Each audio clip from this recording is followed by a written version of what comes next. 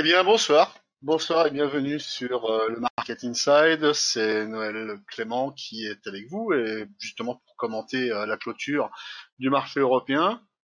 Donc maintenant donc vous avez le rappel légal qui est en incrustation qui vous permet de jeter un œil dessus. Alors XTB avec son équipe vous apporte déjà pas mal d'informations tout au long de la journée avec notamment Reda Boutika et son Good Morning Market à 9h15. Le live trading aussi à 15h15. Tantôt lui, tantôt moi. C'était moi aujourd'hui. Donc, et puis aussi donc le Market Inside de ce soir à 18h30. Alors donc nous sommes aujourd'hui le lundi 4 mai. Donc je bascule tout de suite sur ce que l'on va donc aborder aujourd'hui. C'est le Nasdaq. Et donc nous nous retrouverons donc demain, mardi. Alors nous parlerons aujourd'hui donc du Nasdaq, de l'euro GBP. On n'en a jamais parlé encore jusqu'ici, du coton, c'est un suivi. L'euro USD aussi, pour voir également donc si il a fait un petit peu donc les scénarios envisagés. Le DAX également, puisque c'est important justement de voir. D'ailleurs, à propos donc du DAX, on va tout de suite donc basculer justement sur la clôture d'aujourd'hui, puisque nous avons les marchés donc qui ont clôturé. Vous avez le CAC qui recule violemment de 4,24%. Alors j'espère que la clôture est correcte à 4378,23. C'est exactement ça. Et le DAX qui lui donc clôture à 10 469, il passe en dessous de 10 500 en recul de 3,61%. Alors, ce qu'il y a, c'est qu'évidemment, c'est très important parce que nous avons été fermés sur le marché cash vendredi et que le marché US, lui, était ouvert et il a eu la bonne idée de reculer à ce moment-là et forcément, nous n'avons pas pu avoir, je dirais, la suite, puisque généralement, donc, l'ensemble des places boursières se suivent. Et justement, donc le marché US avait reculé de 2 à 3%, suivant si c'était le Dow Jones ou le S&P ou le Nasdaq. Donc forcément, c'est une séance de rattrapage. Et puis également, ce week-end, il y a eu aussi Donald Trump qui a relancé la guerre des tarifs douaniers avec la Chine, accusant les Chinois d'avoir créé le coronavirus dans des laboratoires de Wuhan. Et donc forcément, donc ceci appelle cela. Alors, je vais repasser donc sur le Nasdaq 100 justement. Alors d'ailleurs, ce que l'on parlera donc la prochaine fois, ce sera donc demain. On parlera du S&P, du cacao, on va faire aussi un suivi, et également donc vis-à-vis de l'or. Alors, faut pas non plus oublier que vendredi, vous avez le NFP, donc le Non-Farm Payroll, donc qui est donc la statistique justement sur le travail, sur les créations d'emplois, et que forcément donc ça va être hyper volatile. Hein, donc, ce sera quand même très important donc à suivre. Alors. Oui. Donc là, on va commencer plutôt par l'euro parce que j'avais pas la main sur le Nasdaq et puis j'essaierai donc de récupérer. L'euro, alors vous l'avez en H1, il y avait une proposition qui avait été faite justement donc sur une structure qui ressemblait donc à un diamant. Ce diamant donc là, ça ressemble un petit peu, si vous préférez, donc à un losange, hein, on va dire.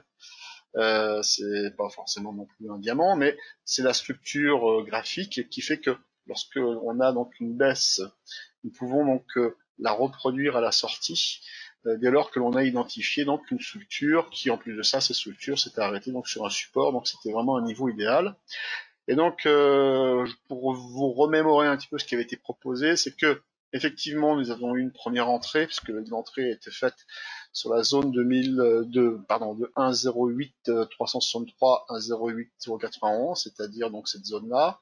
Nous avions donc une première sortie haussière, nous sommes revenus donc à la baisse, et bien sûr donc nous avons réattaqué à nouveau à la hausse. Et donc l'idée c'était de suivre justement cette oblique invisible, hein, et il y avait deux cibles, une qui était sur 1,08 901 et une autre qui était sur 1,09 995, donc un 10 on va dire. Et donc nous sommes bien arrivés donc sur cette zone-là, et donc avec les clients de XTB dans le live trading, et bien voilà, donc nous avons donc fait une digression, si vous préférez, sur justement où en était donc l'euro-dollar. Et donc on a détecté une possible structure en épaule-tête-épaule. On peut l'avoir en H1, donc comme là, en horaire, ou en 15 minutes. Et donc nous avions ici une épaule de gauche, une tête ici, une petite épaule de droite, une petite dérive d'ailleurs qui rappelait l'idée que généralement l'épaule droite elle est plus petite. Alors là pour le coup elle était plus petite en hauteur et non pas en temps, puisqu'en temps donc sur l'épaule de gauche elle était très très courte, et la ligne de coup qui était située là. Et le temps que l'on en parle lors du live trading, bien voilà, donc je suis ravi donc d'annoncer à nos clients que ce que l'on avait fait a fonctionné, puisque nous avons cassé à 16 heures, entre 16 heures et 17 heures, cette ligne de coup pour aller rejoindre donc le premier objectif, puisqu'on avait un premier objectif qui était situé là, on l'a fait ensemble, hein. Et voilà, donc on a déjà la réponse pour demain, chers amis. Et donc l'idée par la suite, alors comment ça a été calculé? Ça a été calculé donc avec la première épaule, projection. Nous avions également regardé la deuxième épaule, c'est-à-dire celle-ci, la plus grande, hein, qui nous envoyait donc sur une zone de prix à 1,08 709. Donc, nous n'y sommes pas, évidemment. Et la troisième, finale, la plus grande, qui revient donc sur la projection de la tête, qui nous enverrait donc sur 1,08 277. Donc on va voir si ça fonctionne. Et si ça marche, eh bien ce sera encore une victoire justement de l'analyse graphique. Et là, je n'arrive pas donc à avoir mon Nasdaq. Alors on va faire autrement, c'est pas grave. On va essayer de le chercher ici. Voilà, le Nasdaq 100. Alors il est un peu plus, c'était pas prévu. Il est un peu plus, forcément ça c'est ce graphique-là, donc il est utilisé justement quand on travaille ensemble. Et donc avec les clients, nous avons pour habitude, eh bien, de construire justement ces graphiques, de les lire ensemble, d'apprendre à les lire, eux et moi, puisque je ne connais pas non plus tout, j'en apprends tous les jours. Et ce qui était proposé ce matin, justement, donc sur le Nasdaq, eh bien, c'était tout simplement de venir chercher une zone tout en bas pour venir l'acheter. Alors, bien sûr, vous avez compris, depuis un certain temps, donc XCB est plutôt vendeur. Ça fait 9 séances d'ailleurs qu'on avait donc déclenché une alerte baissière qui avait été donc déclenchée ici. Et depuis, nous l'avons maintenu, même si nous avons fait des plus hauts, parce que nous avions développé l'hypothèse que nous pourrions très bien, à ce moment-là, faire des plus hauts pour valider l'idée que nous avions donc des divergences baissières. Et pour le cas donc du Nasdaq, ce que nous avons donc identifié, c'est une possible structure, et là pour le coup je vais la mettre en noir. Pardonnez-moi s'il y a des traits partout, mais là c'était pas prévu. Et donc on va le mettre en noir plein. Que l'on voit bien que à ce niveau-là, nous aurions quelque chose qui pourrait ressembler à une épaule, tête-épaule, donc ce qui veut dire qu'elle serait donc baissière. Et après, il faudra voir donc où se situe justement la ligne de coup. Est-ce qu'elle se situe plutôt ici, plutôt là? Alors personnellement, donc moi je l'avais donc située plutôt dans cette zone-là, puisque nous avions une zone de support, comme vous voyez ici, ancienne zone de résistance, donc inversion de polarité, donc deuxième élément donc, qui nous permettait de viser ce niveau. Et puis un autre élément qui est intéressant donc à viser, c'est justement la moyenne mobile à 144 périodes, là on est en délit, hein, et à 55 périodes en violet, donc en orange, 144. Et comme justement nous avons croisé à la hausse, c'est quand même haussier. Alors ça ne veut pas dire que c'est haussier pour l'éternité, évidemment, mais l'idée c'est que à partir du moment où nous sommes sortis de ce biseau ascendant, qui a la connotation baissière, eh bien nous devrions normalement avoir une dérive maintenant, puisque partir à la baisse immédiatement, ça paraît très peu probable, puisque la psychologie donc, des investisseurs est plutôt donc restaurée par rapport à la peur que les investisseurs donc, ont subi en toute cette période-là. Eh bien actuellement, donc, la psychologie donc n'est plus pour avoir une peur effrénée, mais plutôt avoir plutôt une confiance dans la hausse. Et donc cette hausse, ces acheteurs, l'intérêt acheteur peut être réveillé sur ces niveaux-là. C'est pour ça qu'on privilégie plutôt une dérive latérale qui permettrait donc sur d'autres indices justement donc de aplatir à nouveau ces moyennes mobiles qui ont eu tendance à se redresser, notamment dans les données intraday horaires H4, pour après par la suite donc avoir une stratégie plutôt baissière et donc retrouver donc des points, alors peut-être pas des points bas, mais en tout cas osciller donc sur un degré encore plus, un degré inférieur, qui serait situé, donc on fait des expectatives un peu trop lointaines, mais on pourrait donc à ce moment-là plutôt osciller pendant plusieurs mois entre, pour le cas du Nasdaq, entre 7005 et 8000. Voilà. Bon, donc l'idée, donc, c'est de toute façon donc acheter le point bas pour remonter. Bon, là aujourd'hui, donc c'est une séance haussière pour le Nasdaq et les objectifs donc seraient situés donc aux alentours des 9400 points. Nous devions donc également aborder l'euro GBP et donc l'euro GBP, je l'ai à quel endroit? L'euro GBP. Excusez-moi, c'était pas du tout prévu que ça se passe comme ça. Mais il faut bien donc également donc s'adapter aux situations. Voilà, l'euro GBP, donc il était proposé justement sur une hausse aujourd'hui. Alors aujourd'hui ou demain, en tout cas, ce qui est intéressant de voir, c'est que nous avons ici une dérive latérale après avoir fortement chuté. On est en délit.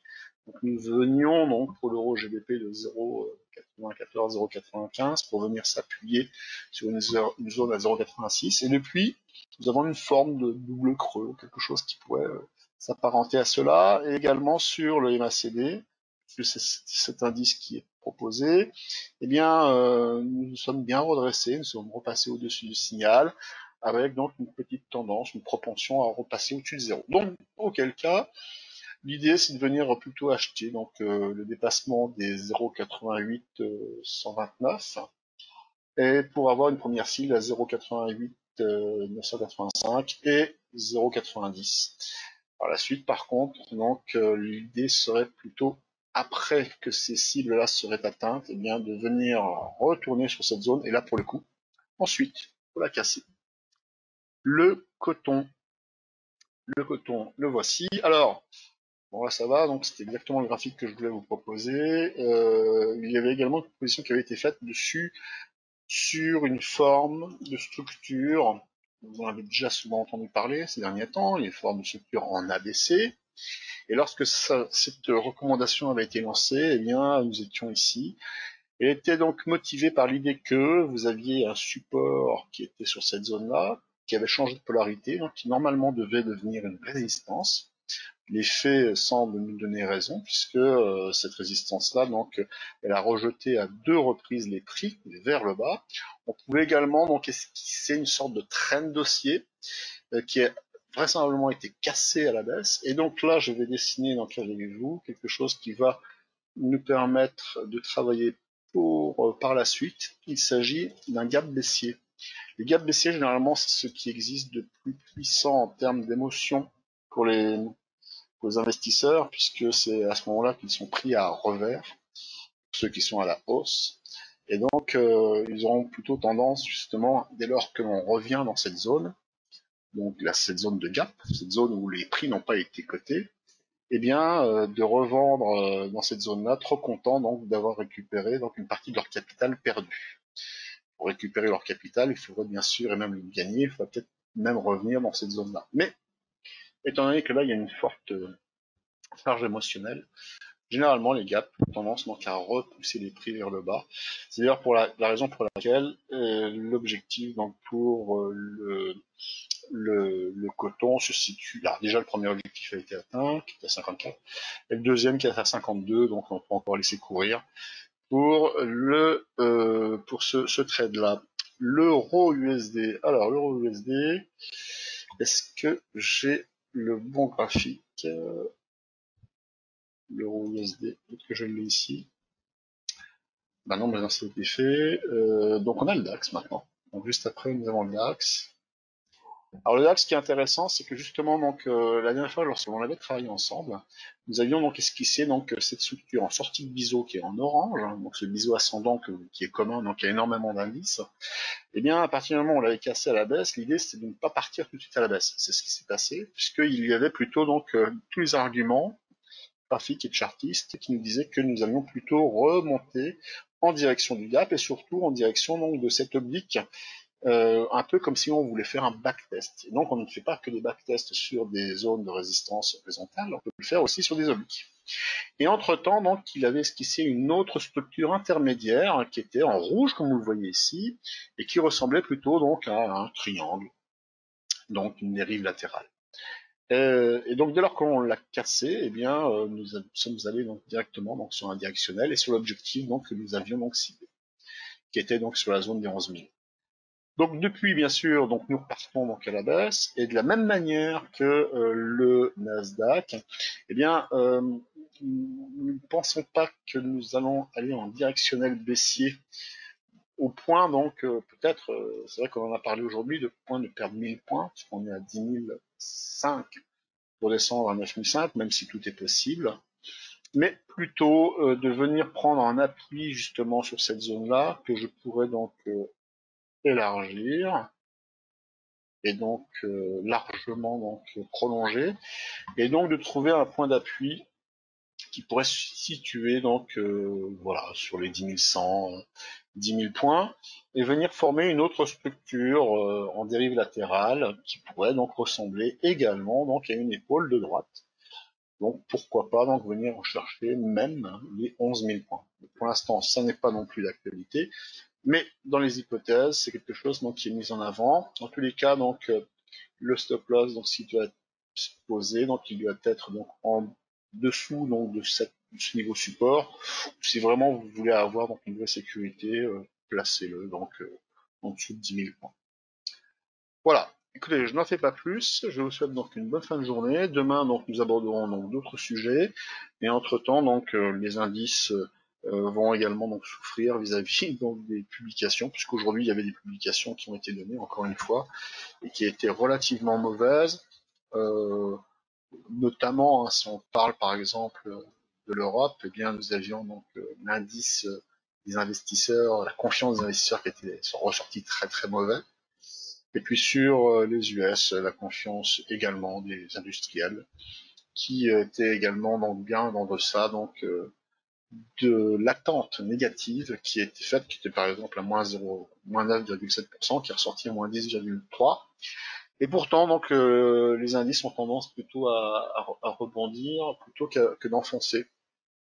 Alors, toujours pareil, on attend toujours des bonnes nouvelles sur les médicaments, sur les banques centrales, donc tous ces espoirs-là font que le marché ne tombe pas parce qu'il s'accroche toujours à des espoirs et on verra à partir du moment où tout sera donc dit, eh bien on pourra avoir un autre directionnel, peut-être à la hausse, peut-être à la baisse. En tout cas, donc tout a été dit aujourd'hui. À demain. Merci, au revoir.